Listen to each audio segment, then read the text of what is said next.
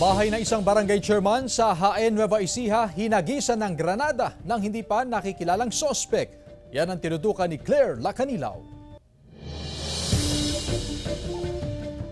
Makikita sa kuha ng CCTV camera ang pagdaan ng mga sasakyan sa harap ng bahay ni Barangay Chairman Teodoro Cruz ng Barangay Sapang, Jaén, Nueva Ecija. Makita rin ang paghinto ng dalawang lalaking sakay ng motorsiklo. May hinagis na bagay, saka mabilis na umalis.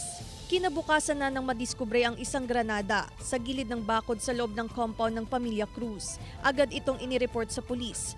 Wala na raw pin ang granada, mabuti na lang hindi sumabog. May tumawag na sa isa sa kasamahan namin na 4 yung pasasabugan ng granada. Parang din sa pangalong kasama yung isa. Ano pa yun? O, de tumawag ako sa bahay, yung kumpare ko. Iniwanan ko na sa bahay. Pare ka ako, tingnan mo nga daw, baka may granada nga doon sa may paligid natin.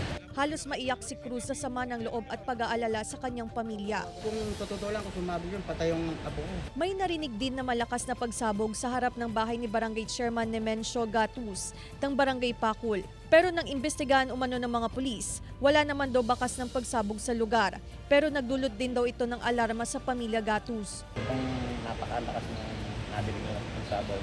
Nananawagan ng masusing investigasyon sa insidente ang Liga ng mga Barangay. Pag-aaralan daw ang pagbibigay ng security personnel sa mga barangay chairman para matiyak ang kanilang kaligtasan. Wala pang pahayag ang mga otoridad ukol sa magkasunod na insidente. Claire Lacanilaw, 1 North Central Luzon.